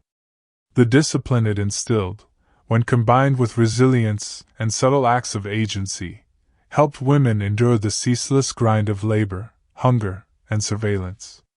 In a world designed to erase individuality, the chapel offered a paradoxical blend of control and consolation, shaping the daily lives of women in profound ways. As the bells signaled the end of service, women returned to labor and routine, carrying the weight of moral instruction alongside exhaustion, hunger, and longing. The chapel, like every other facet of workhouse life, was a reminder that survival demanded obedience, endurance, and a quiet, persistent intelligence. The workhouse school and education for women and girls. Education in the 19th century workhouse was a double-edged sword. It offered skills, yet reinforced hierarchy, labor, and moral instruction. For women and girls, schooling was never about personal enrichment or choice. It was about creating obedient, utilitarian citizens. Learning was subordinated to discipline, survival, and preparation for a life defined by poverty or service. Workhouse schools were stark, regimented spaces. Benches lined up in rows, slate boards at each seat, and a single instructor oversaw dozens of girls. The room was quiet, almost oppressively so, punctuated only by the scratch of chalk, the monotone of lessons, and the occasional scolding from the teacher. Discipline was enforced rigorously. Talking out of turn, fidgeting, or making mistakes in arithmetic or writing could result in punishment, from additional chores to public reprimand. Curricula were limited and practical. Reading, writing, and arithmetic were taught, but with a strict focus on functional skills useful for future labor rather than intellectual exploration. Girls learned to keep accounts, mend garments, fold laundry efficiently, and perform basic calculations for domestic service. Education was vocational, a preparation for survival, not self-expression. Any deviation toward creative or abstract thinking was discouraged. Moral instruction was deeply integrated. Lessons often included biblical stories emphasizing obedience, humility, and the dangers of moral failing. Girls were expected to internalize these messages as justification for their position in the workhouse and in society. Education became both a tool and a reminder. Knowledge was valuable only when it reinforced discipline and prepared one for a life of servitude. The pace of education was strict, designed to fill every hour. Lessons alternated with practical labor tasks, creating a rhythm in which work and instruction merged. Girls might spend the morning scrubbing or sewing, then return to the classroom for reading or writing, and resume labor in the afternoon. Rest was minimal, and opportunities for curiosity or play were almost non-existent. Physical discomfort accompanied learning. Seats were hard, rooms poorly heated in winter, and ventilation often inadequate. Children and young women with frail health struggled to concentrate while battling fatigue, hunger, and illness. Despite these conditions, instructors were expected to maintain discipline and productivity, reinforcing the idea that obedience mattered more than comfort or well-being. Punishment and correction were integral to education. Errors in reading aloud could provoke scolding. Incorrect sums could lead to writing lines or extra chores. Girls learned to associate learning with scrutiny and fear. While the acquisition of skills was beneficial, it came at the cost of constant stress, eroding the joy and curiosity that might have accompanied education under kinder circumstances. Education also reinforced social hierarchy. Older girls might be tasked with supervising younger ones, passing on rules and ensuring compliance. These roles created tension and stress. They were both a privilege and a burden. Girls learned to navigate authority, manage responsibility, and internalize the hierarchy that would follow them into labor outside the workhouse.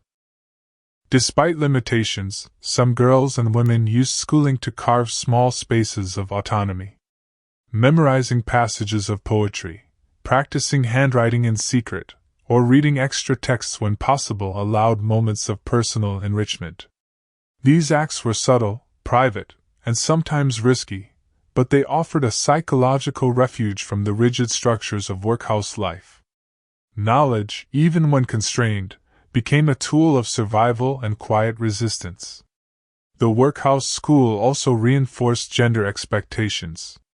Boys received some practical instruction in trades.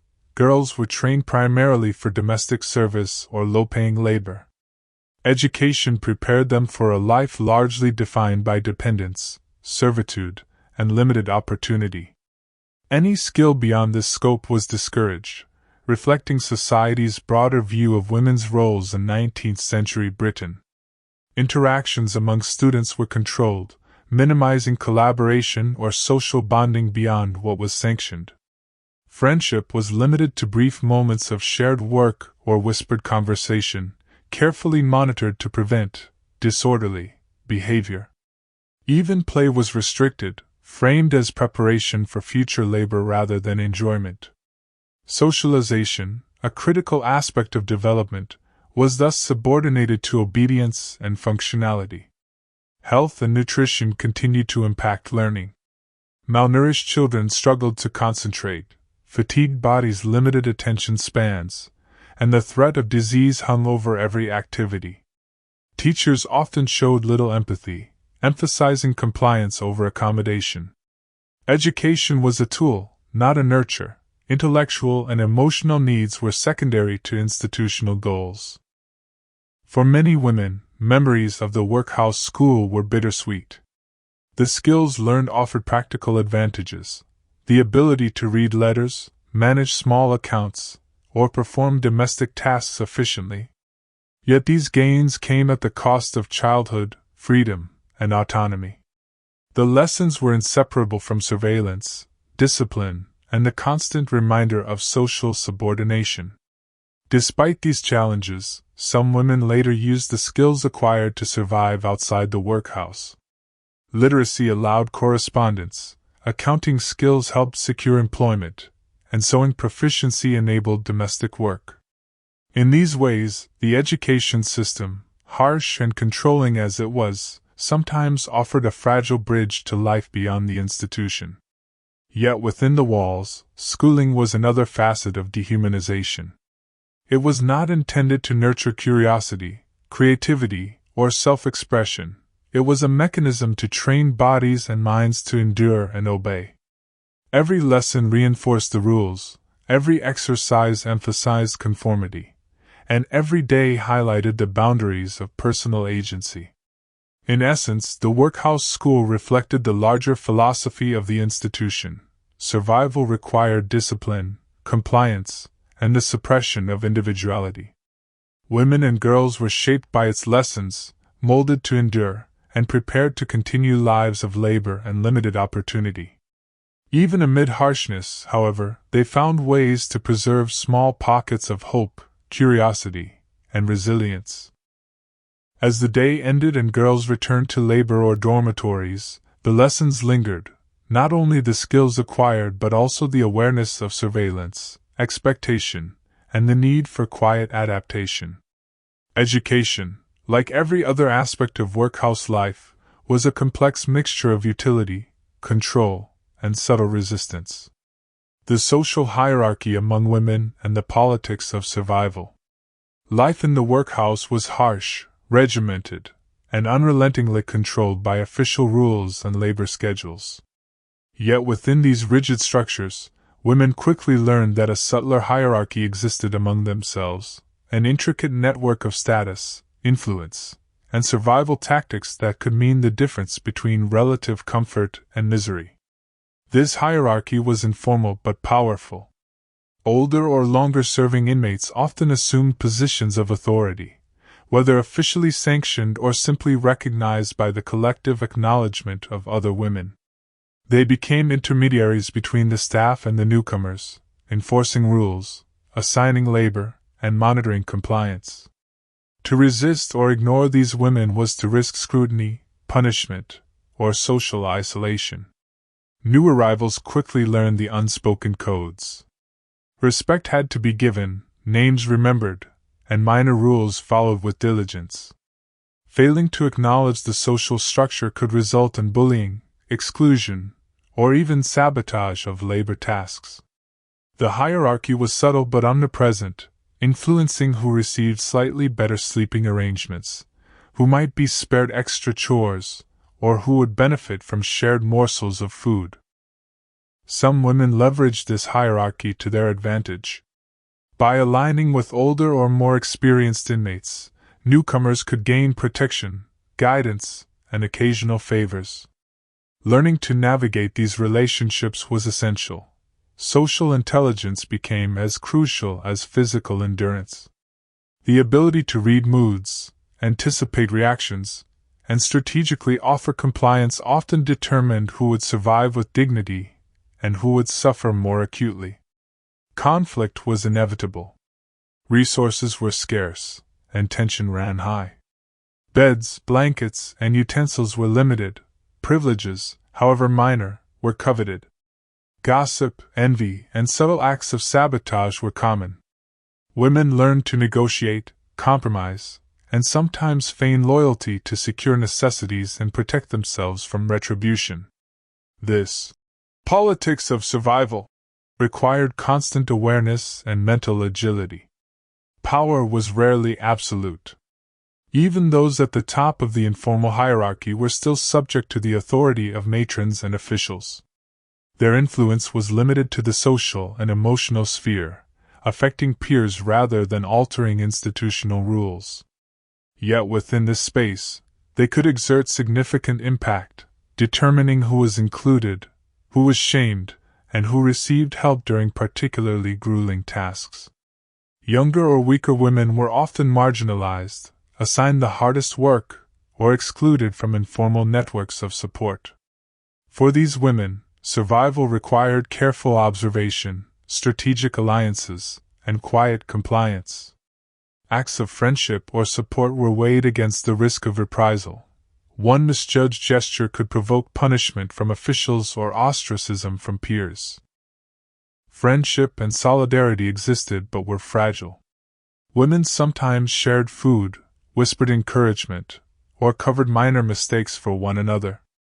These alliances were vital for mental endurance, providing brief respites from the relentless surveillance and labor. Yet bonds were vulnerable, easily broken by scarcity, suspicion, or the intervention of authority. Trust was earned cautiously, and betrayal, even minor, could have severe consequences. Women also used informal hierarchies to negotiate minor privileges. The timing of tasks, placement in work rotations, or slight leniency in labor demands could be influenced by relationships with peers who had seniority. These negotiations required subtlety and diplomacy. A misstep could result in retaliation or additional scrutiny, but skillful navigation could improve daily life in meaningful ways. Hierarchy affected daily routines, from meals to sleeping arrangements. Older women often claimed the best spots, closer to warmth or windows. Those lower in status had to make do, enduring drafts, damp bedding, and less comfort. Even small advantages mattered, influencing health, mood, and energy for labor. Survival was not only about physical strength, but about understanding and maneuvering within this social web. Morality and reputation were tightly bound to hierarchy. Women who were perceived as dishonest, lazy, or disruptive risked demotion within the social order, as well as harsher treatment from staff. Conversely, those who demonstrated reliability, discretion, or quiet competence could gain favor, offering some measure of protection. The workhouse hierarchy functioned as a microcosm of wider societal norms, reinforcing the values of obedience, vigilance, and conformity. Despite the oppressive environment, women often demonstrated ingenuity in navigating social structures.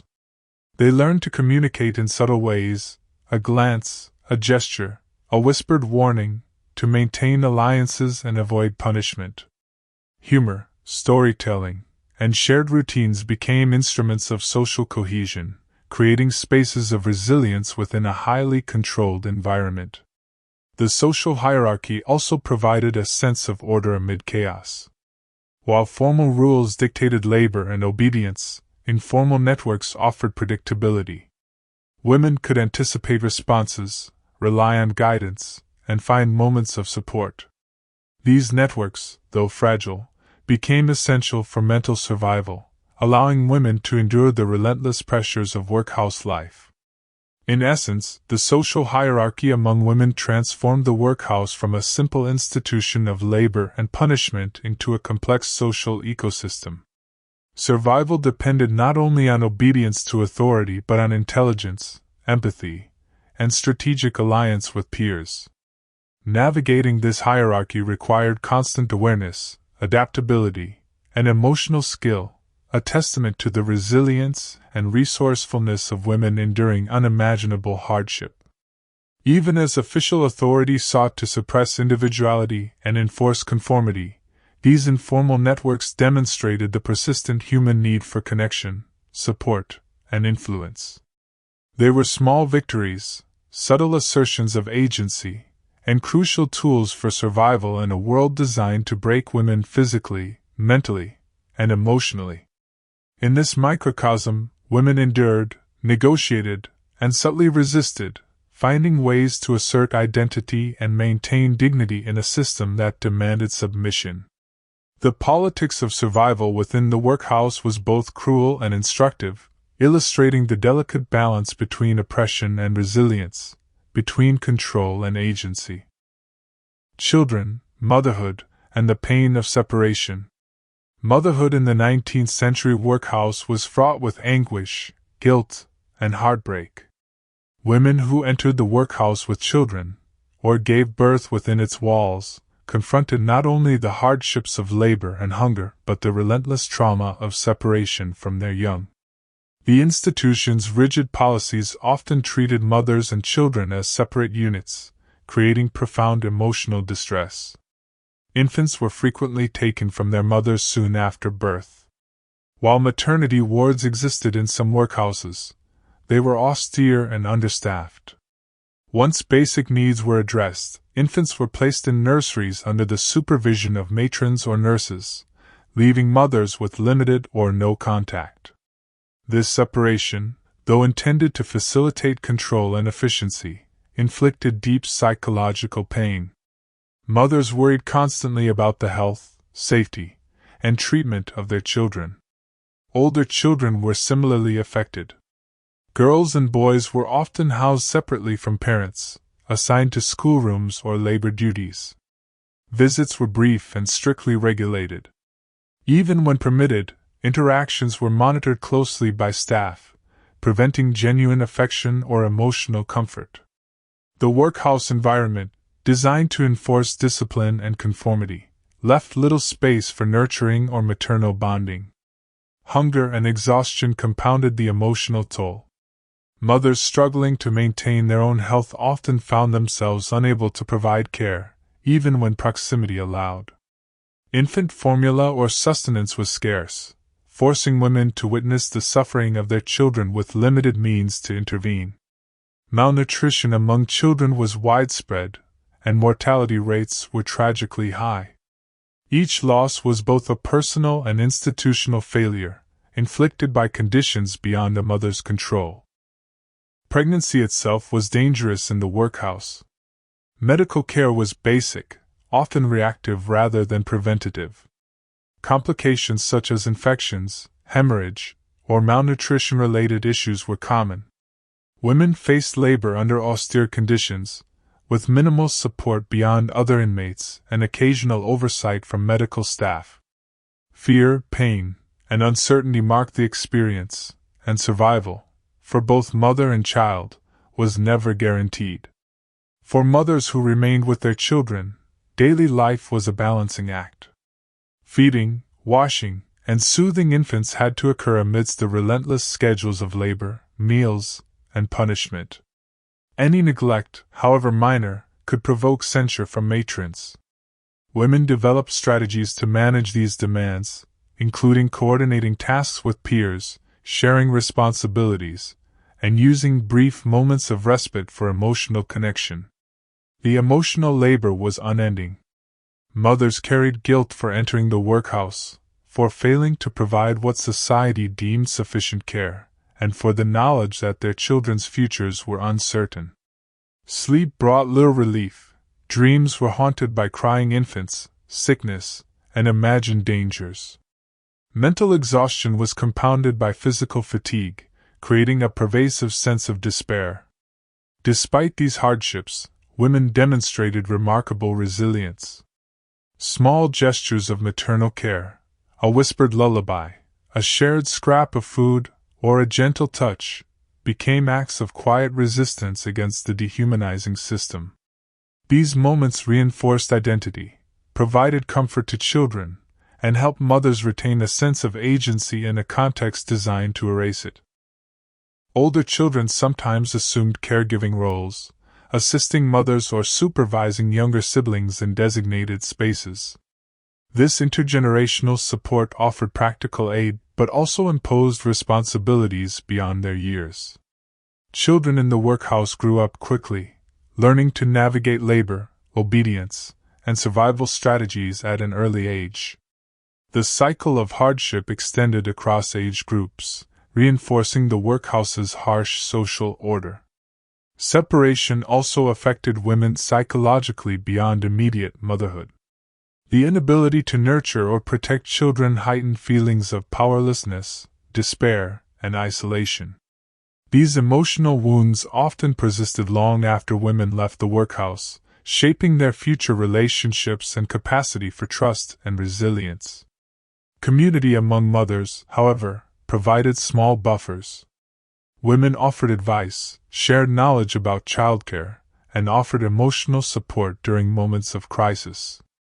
These networks, fragile and temporary, became essential for mental survival. Trust was earned cautiously, but when present, these bonds allowed women to navigate some of the most painful aspects of workhouse life with dignity. The policies governing children also reinforced social hierarchies and institutional priorities. Health, behavior, and compliance determined treatment, with well-behaved children receiving slightly better care and attention. This incentivized obedience not only in children but in mothers, who were held accountable for their children's actions. Discipline extended across generations, intertwining survival with compliance and emotional sacrifice. In some workhouses, charitable donations or oversight from reformers provided marginal improvements, extra blankets, better food, or occasional medical attention. These small interventions, while insufficient to offset systemic hardship, offered glimpses of hope and reinforced the notion that human intervention could provide relief, however temporary. Ultimately, motherhood in the workhouse was defined by endurance, ingenuity, and emotional resilience. Women navigated the tension between love and labor, presence and separation, care and obedience. Every day demanded sacrifices, constant vigilance, and quiet acts of resistance to maintain both their children's well-being and their own sense of self. Even amidst the relentless grind of labor, hunger, and disease, the bond between mother and child persisted. It was expressed in subtle gestures, fleeting moments, and whispered connections. These acts of love and devotion, often unnoticed by authorities, were perhaps the most profound form of resistance within the workhouse, a quiet affirmation of humanity in a world designed to suppress it. Escape, rebellion, and acts of defiance. Despite the oppressive labor, strict rules, and constant surveillance, women in 19th-century workhouses occasionally found ways to resist, rebel, or assert small measures of autonomy. Acts of defiance ranged from minor infractions to more daring attempts at escape, revealing the enduring human desire for freedom and dignity even in the bleakest circumstances. Minor acts of rebellion were the most common form of resistance. Women might slow their work intentionally, make small errors, or feign illness to avoid labor. While these tactics risked punishment, they offered a temporary reprieve from the relentless physical and mental strain. Such acts required careful calculation. One had to appear compliant enough to avoid detection, while exploiting small gaps in supervision. Humor and sarcasm were subtle tools of defiance. Whispered jokes, sly remarks, or playful gestures allowed women to maintain a sense of individuality and camaraderie.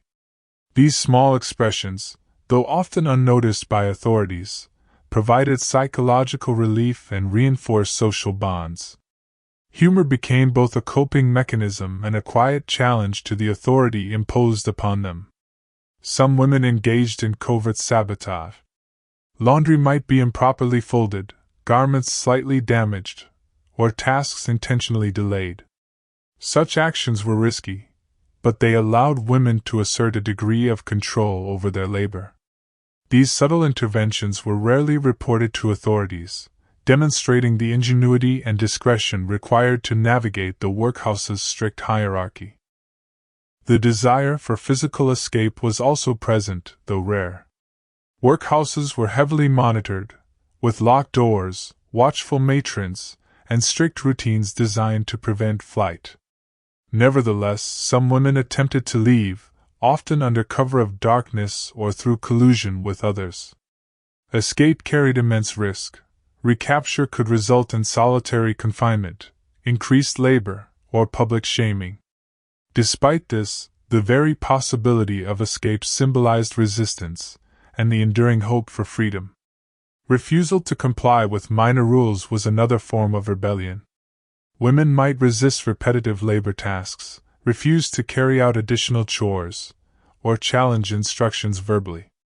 These acts were dangerous, as officials were quick to punish disobedience, yet they represented a critical assertion of agency. Even in small ways, women communicated that they were not entirely subservient to the system. Religious or moral reasoning could also serve as subtle defiance. Women occasionally used prayers, hymns, or quiet rituals to assert personal belief in ways that diverged from the institution's strict expectations. Participating mechanically in chapel services while privately interpreting scripture or ritual in a personal manner allowed women to maintain autonomy over their spiritual life. Solidarity among women amplified acts of resistance. Groups could share knowledge about avoiding punishment, coordinate subtle delays in labor, or support one another when infractions were noticed. Collective action, even in small forms, created a sense of empowerment and mutual protection. These alliances, though fragile, highlighted the importance of social bonds as a mechanism of defiance. Written or memorized messages were another avenue for rebellion.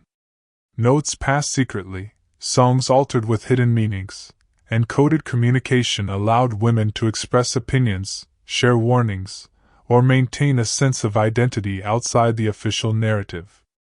These covert expressions reinforced mental resilience and provided a private counterpoint to institutional control.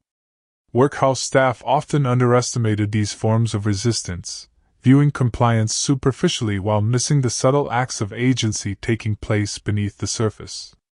Women adapted continuously, learning which behaviors were risky, which could be tolerated, and which could be exploited to create brief moments of relief or assertion.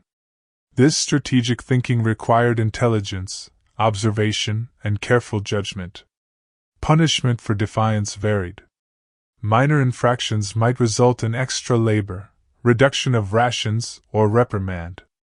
More serious actions, such as attempted escape, could lead to solitary confinement, public humiliation, or additional physical labor. The threat of punishment was omnipresent, yet it did not completely suppress human ingenuity or the desire for self-expression.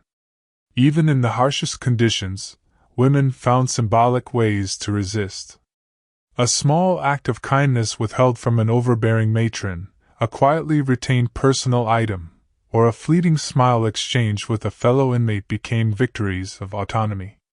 These acts, invisible to authority, affirmed identity and preserved mental fortitude. Ultimately, rebellion in the workhouse was as much about survival as it was about assertion. Physical, psychological, and social strategies allowed women to endure and maintain a sense of self. Resistance was rarely overt or dramatic. It was subtle, strategic, and persistent, demonstrating resilience under conditions designed to suppress agency entirely. The acts of defiance revealed a remarkable paradox. The workhouse, intended to enforce submission, inadvertently fostered ingenuity, solidarity, and subtle forms of resistance. Women's ability to navigate rules, assert agency, and preserve dignity amid constant surveillance highlighted the strength of human resilience in even the most oppressive circumstances. As each day ended, and labor subsided temporarily, women could reflect on small victories, a successfully avoided punishment, a whispered joke shared, or a private moment of contemplation. These acts of defiance, though minor in appearance, were profound in meaning, proof that the human spirit could endure and resist even when every aspect of daily life sought to suppress it. Life after the workhouse and lasting impact on women. Leaving the workhouse did not mark the end of struggle. For many women, it was the beginning of a life shaped indelibly by years of deprivation, labor, and control. Survival outside the institution presented new challenges, yet the lessons learned within the workhouse, both practical and psychological, were carried forward, for better or worse. Women often left the workhouse with minimal resources. Clothing, tools, and personal effects were scarce, and social networks outside were limited. Many had no family support or financial cushion. Even when released, they faced a society that stigmatized poverty and regarded former inmates with suspicion. Life outside required both resilience and ingenuity. The skills acquired within the workhouse were a double-edged sword. Literacy, basic arithmetic, sewing, and domestic labor enabled women to secure work as servants, laundresses, or factory laborers. These skills offered a means of survival and a degree of autonomy that might otherwise have been impossible. Yet the training was strictly utilitarian, designed for endurance rather than empowerment, leaving little room for creativity or upward mobility. The psychological impact of the workhouse persisted. Years of strict surveillance, forced labor, hunger, and punishment left lasting marks on mental health. Anxiety, depression, and hypervigilance were common. Women had learned to anticipate authority, to obey out of fear, and to suppress individuality. These habits, ingrained over time, could complicate adaptation to a freer but still challenging world. Motherhood remained fraught with difficulty. For women who had been separated from their children, reunion was rare, and the trauma of loss often lingered for decades. For those who retained their children, survival outside still demanded relentless labor, often under exploitative conditions, while navigating the emotional scars left by years of institutionalization. Maternal love was tempered by fear, exhaustion, and ongoing economic insecurity. Social stigma compounded these difficulties. Former workhouse women were labeled as morally suspect, lazy, or unworthy. Communities often viewed them with suspicion, assuming that their poverty was evidence of personal failure. This reinforced the internalized shame instilled by the workhouse itself, making reintegration socially and emotionally challenging. Yet some women used their experiences to develop extraordinary resilience. The capacity to endure hunger, fatigue, illness, and emotional deprivation translated into skills of problem-solving, patience, and negotiation in everyday life. Adaptability, learned under harsh conditions, became a tool for navigating workplaces, communities, and family dynamics in a world that remained unforgiving. The workhouse also instilled a sense of pragmatism. Women learned to prioritize survival, make difficult choices, and manage scarce resources efficiently. These lessons, though born of oppression, could translate into greater agency and competence in independent life. The harsh schooling of the workhouse, vocational training, and informal social networks produced women capable of navigating adversity with skill and cunning. However, the scars were enduring. Emotional trauma, social marginalization, and physical were persisted. Chronic illness, malnutrition-related conditions, and the lingering effects of punishment marked bodies and minds. Many women carried the weight of these experiences throughout their lives, shaping relationships, work, and self-perception. Some women found empowerment in community outside the workhouse.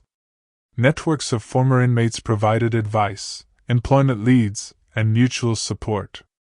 Shared experience became a source of solidarity, resilience, and survival strategies. Women learned to translate lessons from enforced social hierarchies into negotiation skills, fostering agency in new contexts. Others sought reform and advocacy. Accounts of workhouse conditions, letters to newspapers, or testimonies before commissions helped bring attention to systemic abuses. Women's experiences, though painful, contributed to gradual changes in social policy, including improvements in sanitation, nutrition, education, and labor expectations. The workhouse became a site of both suffering and eventual social awareness, in part due to the voices of those who endured it. Life after the workhouse was often a delicate balance between independence and ongoing vulnerability. Women navigated jobs, families, and communities with strategies honed under extreme pressure. Every action was informed by lessons learned in labor, hierarchy, and survival, a constant negotiation between autonomy and constraint. The lasting impact extended to identity. Women carried the memory of institutionalization, the knowledge of endurance, and the quiet victories of survival. These experiences shaped how they viewed themselves, their capacity for resilience, and their approach to adversity. The workhouse, intended to suppress, inadvertently cultivated skills of adaptation, solidarity, and cunning that could serve women throughout life. In conclusion, leaving the workhouse marked a complex transition. Physical freedom did not erase emotional, psychological, or social burdens. Yet, within these constraints, women demonstrated remarkable tenacity. The lessons of survival, vigilance, strategic thinking, social navigation, and emotional resilience were enduring. Women emerged as survivors, shaped but not entirely defined by the institution. The shadow of the workhouse lingered, yet so did evidence of human ingenuity and spirit. women learned to endure, to resist, to maintain dignity, and to carve meaning in lives structured by hardship. Their stories remind us that even under the harshest oppression, the human capacity for adaptation, solidarity, and quiet defiance endures. Poetic conclusion, enduring spirit amid oppression. The workhouse doors closed behind countless women, each step echoing with hope, fear, and the faint heartbeat of endurance. Within its walls, time was measured not by hours but by labor, punishment, and the quiet tally of survival. Hunger gnawed, fatigue weighed, and disease lurked in every corner, yet the human spirit persisted in whispers, gestures, and fleeting moments of rebellion. Mothers kissed their children in stolen glances, women shared laughter behind walls of vigilance, and the tiniest acts of resistance illuminated lives otherwise defined by deprivation. Every scrubbed floor, every folded garment, every lesson memorized was a testament to resilience, a silent assertion that identity and dignity could not be fully stripped away. Even in suffering, ingenuity flourished. Rules bent subtly, alliances formed, humor and prayer offered refuge, and courage manifested in the quietest of acts. The workhouse sought obedience, conformity, and subservience, but it could not erase the yearning for freedom, the instinct to protect loved ones, or the determination to endure. Outside, the world remained harsh, and society's gaze often lingered judgmentally on former inmates. Yet women carried with them the lessons of survival, the wisdom of endurance, and the strength born from navigating cruelty. Their bodies bore scars, their minds bore memories, but their spirits, quietly yet defiantly, endured. In the stillness of night, in the echo of footsteps along stone corridors, one might hear the rhythm of resilience, the heartbeat of those who refused to be broken, who whispered courage in the darkness, and who lived on, not merely surviving, but asserting the indomitable essence of humanity. The workhouse was designed to strip, constrain, and control. And yet, in the eyes of those who passed through its doors, it also bore witness to the quiet, unyielding power of endurance, a testament that even amid relentless hardship, humanity, ingenuity, and hope persist.